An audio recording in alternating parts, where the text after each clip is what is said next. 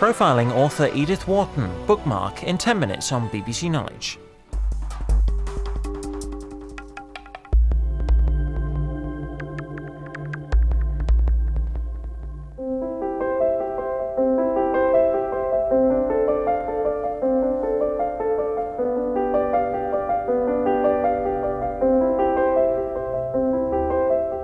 Architecture is about all the senses, all the experiences. The function of a building is about many things simultaneously. It's about symbolic values, it is about lifting the spirit, it's about creating a place that you look forward to going to, so that work doesn't become a drudgery.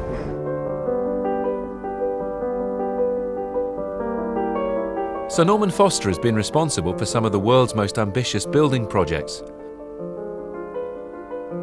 The architect who's reinvented Germany's parliament, the Reichstag, has also designed new terminals for airports in Hong Kong and London. An airport should be about the occasion of travel, the drama of travel. It should also be about, calming you down and making you relaxed about the prospect of travel. I mean, if you take Stansted, you could say very baldly, well, let's have a building which uses natural light. Let's have a building which clears the roof so it comes back to that very traditional thing of keeping the rain off and letting the light in. A lot of things follow from that.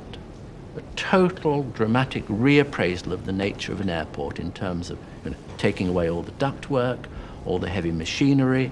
It's out of sight, it's out of mind. There aren't even the fluorescent light fittings and the suspended ceilings. They've disappeared. But then the way that that light comes in, the way that it's modeled, the way that it's reflected back on the ceiling by those kite-like forms, the way that a shaft of sunlight can be allowed to violate, if you like, the perfect equation which would keep all the sun out so that it becomes a highlight on the floor. Now that's about the spirit. That's about the thing that you can't measure with a light meter. That's about the heart. Norman Foster was born in Redditch in 1935, but he spent most of his childhood in the tough Levenshulme district of Manchester. I was the subject of bullying and I suppose as an only child, somehow caught in going to one kind of school, being brought up in another kind of neighbourhood.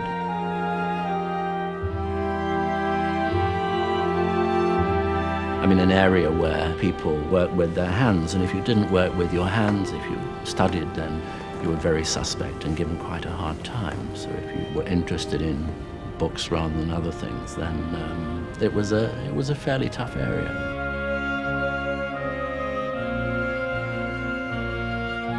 Foster left school at 16, and after working for Manchester City Council and serving his national service with the RAF, he studied architecture at Manchester University.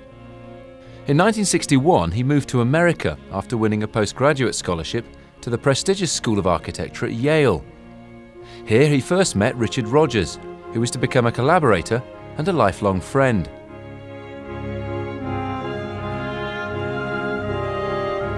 I thought America was absolutely incredible. I still do. I think it changed the way that I looked at things. In Britain, I'd been the odd one out. I was the one who was working my way through university. I was the freak. I mean, when I got to America, I felt I'd come home. In 1962, he returned to Britain. 5 years later, he established Foster Associates.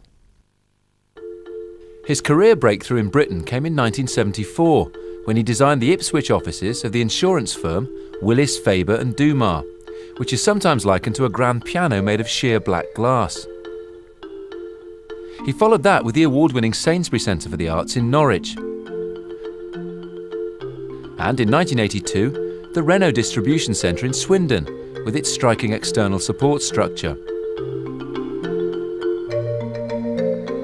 And the building that became his calling card to the rest of the world, the Hong Kong and Shanghai Bank, completed in 1986, and at the time, the world's most expensive building.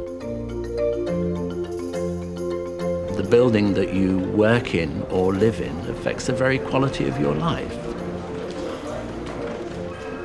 I don't really see how you can separate out the function of a building, which is about keeping the rain off and water coming out of the taps and being warm inside when it's cold outside and cool inside when it's warm outside. I don't see how you can separate that part of the function from the spirit.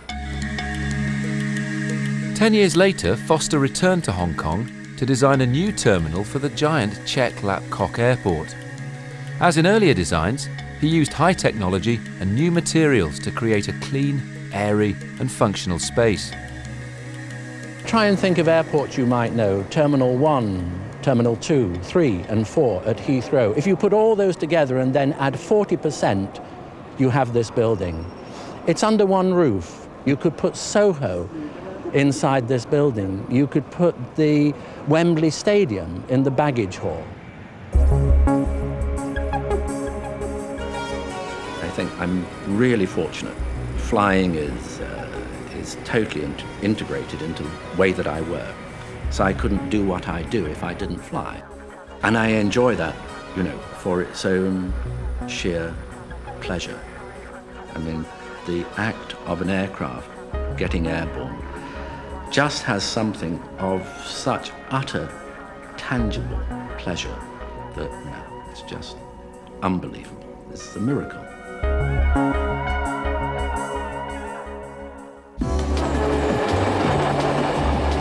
Arguably, Foster's greatest challenge has been the redesign of one of the world's most historically significant and politically charged buildings. Germany's parliament, the Reichstag.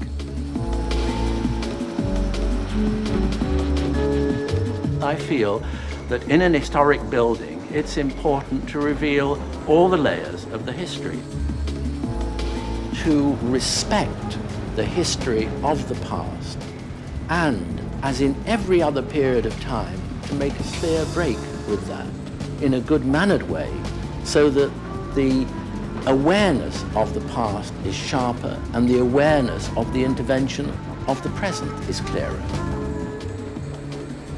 Using 21st century technology, Foster made the Reichstag one of the most environmentally friendly public buildings in Europe. It's fueled by vegetable oils, which reduces carbon dioxide emissions by 94%. I've never seen a conflict between history and technology.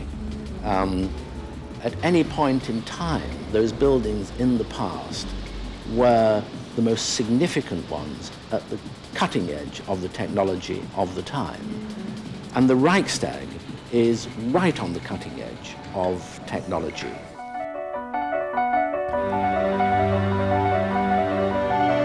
Although Foster's major works have earned acclaim throughout the world, other projects, notably London's Millennium Bridge, have been less successful.